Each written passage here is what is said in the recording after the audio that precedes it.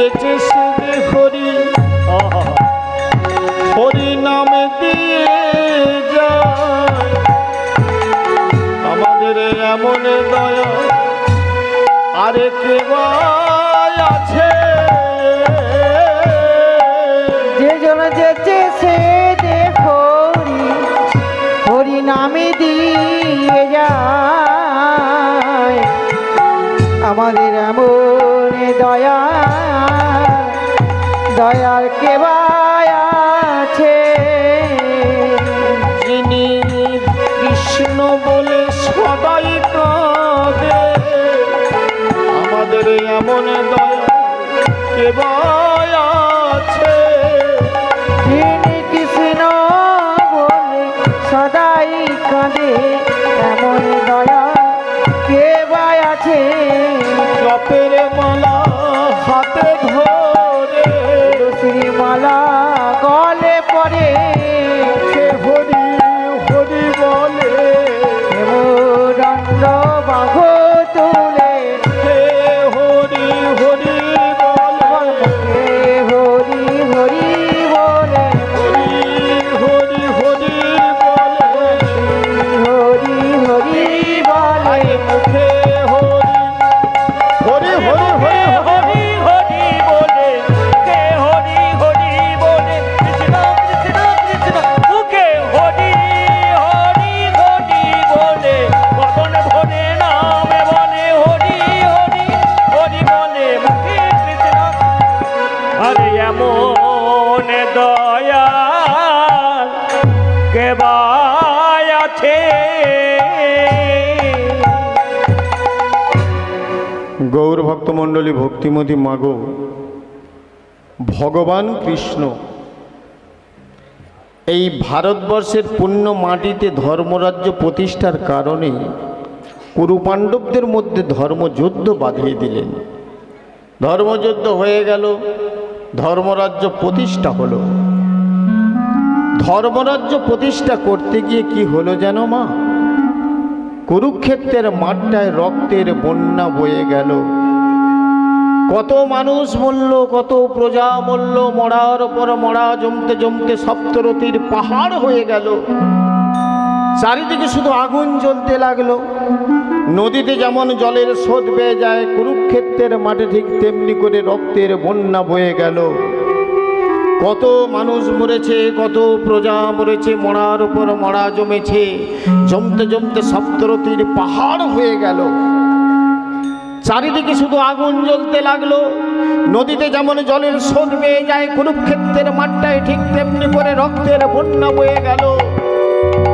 মাগো, ওই মরাগুলো আস্তে আস্তে পচতে আরম্ভ হলো। ওই পচা মরা দুর্গন্ধ শুকে শুকে কত শিগাল কুকুর আসতে আরম্ভ করলো। এসে পচা মরাগুলোকে ছিঁড়ে ছিঁড়ে খেতে আরম্ভ করলো। এমনি রাত্রিকালে হতভাগিনী মা আমার মনে মনে ভাবছে, আমার একটা দুটো ছেলে নয়, আমার 100টা ছেলে ছিল, তারা কেউ আজ ঘরে নেই। সকলে গেছে কুরুক্ষেত্রের মাঠে যুদ্ধে। কই এখনো তো আমার একটা ছেলেও ফিরে এলো না। তবে কি আমার ছেলেগুলো? না, আমি মা হয়ে ঘরের কোণে বসে থাকবো না। আমার ছেলেগুলোকে একবার আমি দেখতে যাব। আমি কুরুক্ষেত্রের মাঠে একবারে যাব। বাবা গো, রাতের অন্ধকারে কুরুক্ষেত্রের মাঠে চলেছে কৌরব জননী গান্ধারী। কুরুক্ষেত্রের মাঠে গিয়ে কারো সাড়া না পেয়ে ডেকে উঠল, বাবা সুযোধন। বড় ছেলের নাম দুর্যোধন, কোনোদিন দুর্যোধন বলে ডাকতো না। তার একটা আদরের নাম ছিল সুযোধন। সুযোধন, ওরে দুঃশাসন, বিকর্ণ, কোথায় গেলি বাবা? এই দেখ, তোদের মা এসেছে তোদের কাছে। আমাকে একবার মা বলে ডাক না বাবা, একবার আমাকে মা বলে ডাক। হতভাগিনী মা আমার যতবার মা বলে ডাক, মা বলে ডাক বলে চিৎকার করলো, একটা ছেলেরও সাড়া মিলল না। মা আমার মনে মনে ভাবছে তবে কি আমার একটা ছেলেও বেঁচে নেই? না না, যদি আমার একটা ছেলেও না বেঁচে থাকে, এই অন্ধ জীবনটাকে আর আমি রাখবো না। এই অন্ধ জীবনকে বাঁচিয়ে রেখে লাভ কি? যার 100টা ছেলে থেকেও মা ডাক শুনতে পাবেনি, বেঁচে থেকে কিছু লাভ নেই। আমি গঙ্গার জলে প্রাণটাকে বিসর্জন দিয়ে দেব। মাগো, এই কৌরব জননী গান্ধারী কি জন্ম থেকে অন্ধ ছিল বাবা? জন্ম থেকে অন্ধ ছিল না। যখনই জানতে পারলো তার স্বামী জন্ম অন্ধ, স্বামীকে ডেকে বলছে, স্বামী গো, ওগো স্বামী, ওই দু চোখে তুমি কাউকে কোনোদিন দেখতে পাবে না, তুমি জন্ম অন্ধ। আর আমি জগৎ সংসারকে সবাইকে দেখবো না গো স্বামী, না, এ কোনোদিন হতে পারে না।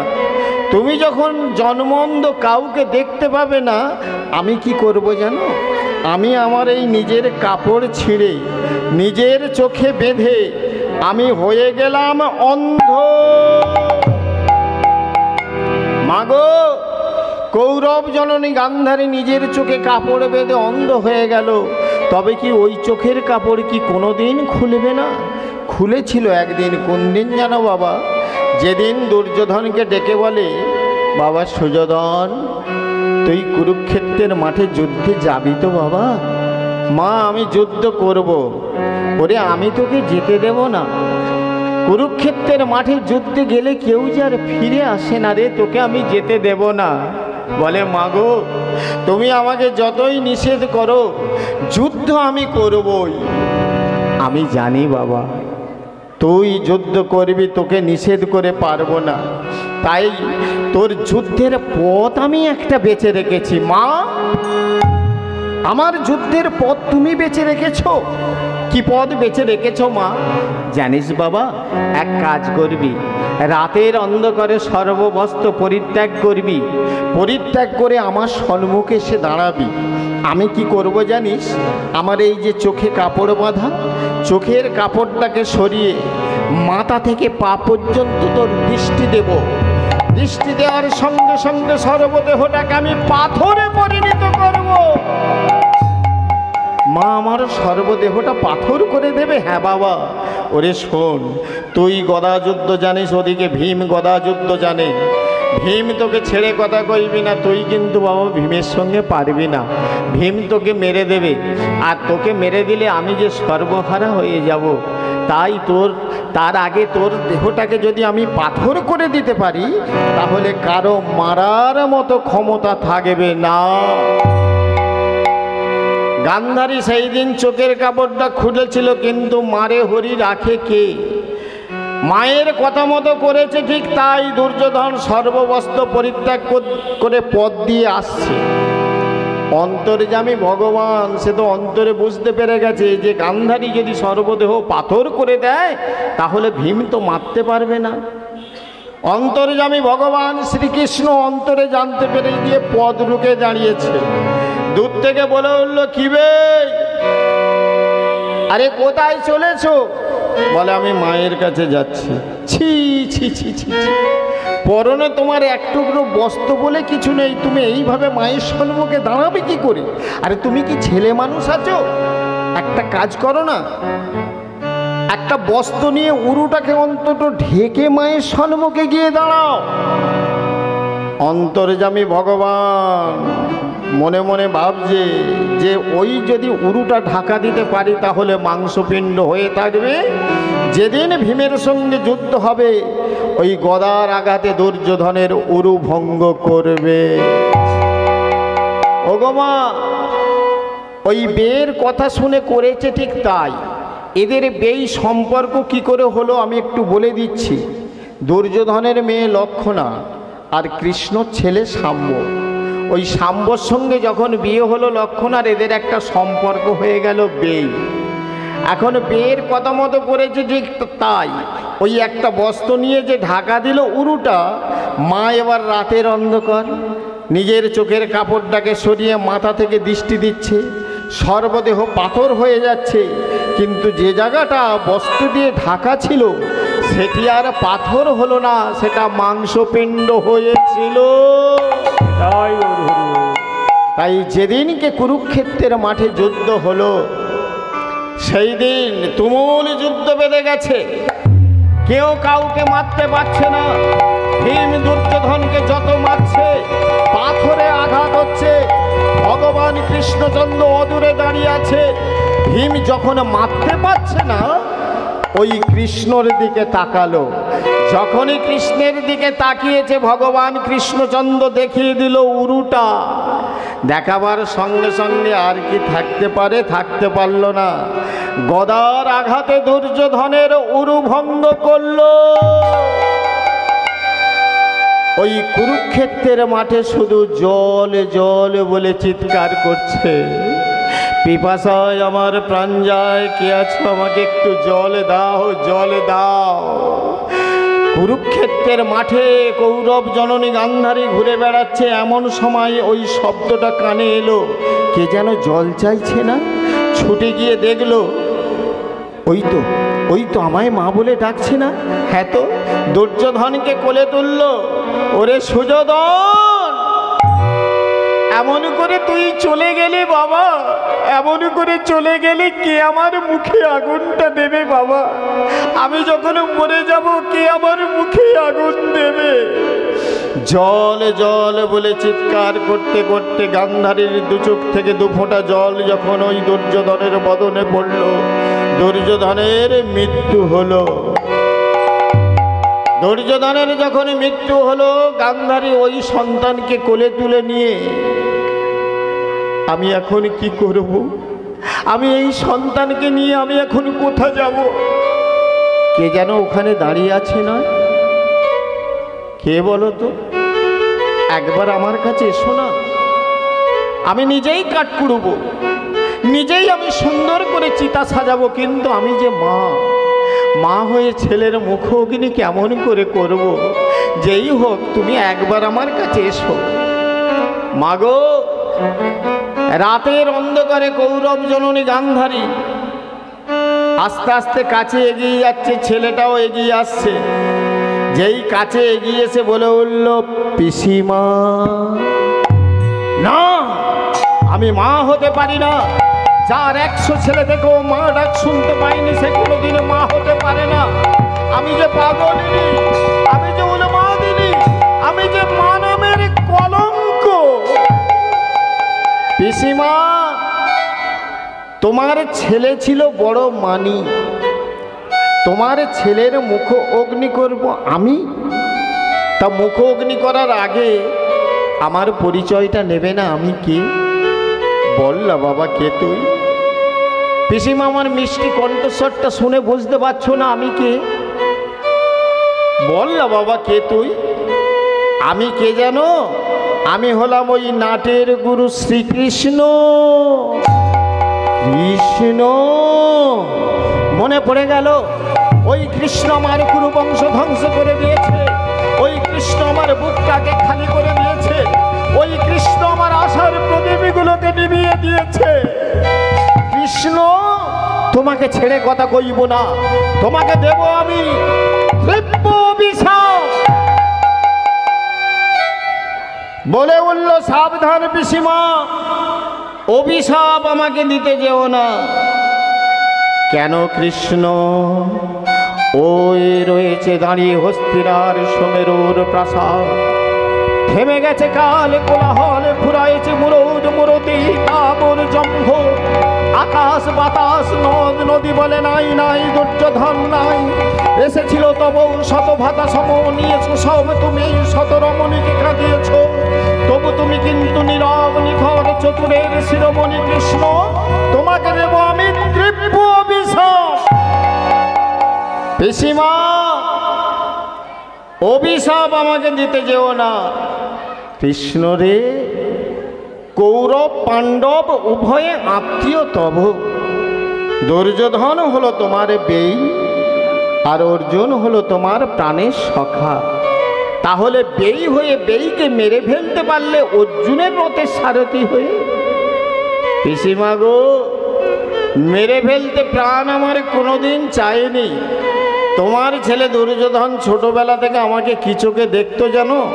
তোমার ছেলে দুর্যোধন ছোটবেলা থেকে আমাকে এই চোখে দেখতো, বেটা গোয়ালার ছেলে, বৃন্দাবনে মাঠে ঘাটে গরু চড়িয়ে খায়, ও খিচ্চোর ননিচোর চতুরের শিরোমণি কৃষ্ণ, তাই বৃন্দাবন পরিত্যাগ করে দ্বারকায় চলে গেছে। ও একটা লম্পট, ও একটা চরিত্রহীন, ও একটা ভীরু, ও একটা কাপুরুষ, ও একটা বেঈমান। পিসিমা, তোমার ছেলে দুর্যোধন আমাকে এই চোখে দেখতো। আর অর্জুন পার্থ জানে কৃষ্ণ আছে মোর অন্তরে, তাই সে চাইনি সপ্তদ্বীপ ধারা। কৃষ্ণ নাম কৃষ্ণ প্রেম বাঞ্ছা শুধু তার। কৃষ্ণ যদি না থাকিত রথে, কৃষ্ণ নামের জোরে রথ ছুটে চলত কুরুক্ষেত্রের মাঠে। জয় গৌর হরি হরি বল। হরি বল, হরি বল, হরি বল। ওগো মা, কৃষ্ণ হচ্ছে কৃষ্ণ নামটা হচ্ছে বড়। কৃষ্ণ হচ্ছে কৃষ্ণ নামটা হচ্ছে বড়। যেমন বাবা সত্যভামা ব্রত করেছিল যে আমি কৃষ্ণের ওজনে সোনা দেব, কৃষ্ণের ওজনে আমি সোনা দেব। কৃষ্ণকে পাল্লার একদিকে বসিয়েছে আর একদিকে সোনা দিচ্ছে। যত দ্বারকায় সোনা আছে সব দিয়ে দিয়েছে, কৃষ্ণ একটুকু উঠছে না। তাহলে কৃষ্ণ কি করে উঠবে? একমাত্র জানতো অক্কুরমণি। অক্কুর কাকা এলো, এসে বলে উঠল সোনা সব নাবাও পাল্লা থেকে। বলে একটা তুলসী পাতা আনো। একটা তুলসী পাতা যখন এনেছে, কৃষ্ণ নাম লিখে যখনই পাল্লার এপাশে দিয়েছে, কৃষ্ণ উঠে পড়েছে। কৃষ্ণ হচ্ছে কৃষ্ণ নামটা বড়। তাই এ নামে বলো রে বদনে, ওরে শুনো রে শোভনে, সুদা মাখা হরিনাম। এ নাম বলো রে বদনে, শোনো রে শোভনে, সুদা মাখা হরিনাম। নাম বলো রে বদনে, শুনো রে শোভনে, সুদা মাখা হরিনাম। এ নাম বলো রে বদনে, শোনো রে শোভনে, সুদা মাখা হরিনাম। নামের প্রভাবে জ্বালা দূরে যাবে, আর নামের প্রভাবে জ্বালা দূরে যাবে। নামের প্রভাবে জ্বালা দূরে যাবে, আর নামের প্রভাবে জ্বালা দূরে যাবে। শীতল হবে প্রাণ। এ নাম বলো রে বদনে, শোনো রে শোভনে, সুধা মাখা হরিনাম। এ নাম বলো রে বদনে, শোনো রে শোভনে, সুধা মাখা হরিনাম। পিসিমা গো, কৃষ্ণ নামের চেয়ে হচ্ছে কৃষ্ণ নামটা হচ্ছে বড়। আমি যে অর্জুনের রথে বসে আছি বলে অর্জুনের রথ যে গড় গড় করে কুরুক্ষেত্রের মাঠে চলেছে তা নয়। অর্জুনের অন্তরে যাচ্ছে কৃষ্ণ প্রেম, কৃষ্ণ ভক্তি। তাই বলি পিসিমা, আমি যদি না থাকতাম ওই রথে, কৃষ্ণ নামের জোরে রথ ছুটে চলতো কুরুক্ষেত্রের মাঠে। বলে কৃষ্ণ, তুমি তো বলেছিলে যে কুরুক্ষেত্রে যুদ্ধ আমি অস্ত্র ধরব না, তাহলে রথের চাকাটা খুলে বন বন করে ঘুরুচ্ছিলে কেন? কৃষ্ণ বলে পিসিমা, ওটা আমার অপরাধ হয়েছে, ও সে রাগের মাথায় ধরে ফেলেছিলাম, ওটা বাদ দাও। গান্ধারী বলে কৃষ্ণ রে, তুই অপরাধ করেছিস, আমিও অপরাধ করেছি। বলে পিসিমা, তুমি কম অপরাধ করেছো? বলে আমি আবার কত অপরাধ করেছি। বলে পিসিমা, তুমি কি করে পায়েসের সঙ্গে বিষ মিশিয়ে ভীমকে মারতে চেয়েছিলে বলো তো? তারপরে তোমার ঘরের বউ দ্রৌপদী হচ্ছে তোমার ঘরের বউ, কৌরব সবার মাঝখানে বস্ত্র নিয়ে যে খেলা করছে, ওই দুর্যোধন দুঃশাসন বস্ত্র নিয়ে যে টানাটানি করছে দ্রৌপদীর। আচ্ছা, তুমি তো একটা মেয়ে ছিলে, মেয়েদের লজ্জাটা হচ্ছে বস্ত্র, সেই লজ্জা ধরে টানাটানি করছে, তুমি তখন কি দাঁড়িয়ে দাঁড়িয়ে মজা দেখছিলে? কৃষ্ণ যখন একটা একটা করে বলতে শুরু করেছে, গান্ধারী বলে, ওরে কৃষ্ণ তুই চুপ কর, অপরাধ তাহলে আমরা দুজনেই করেছি। আচ্ছা যাক,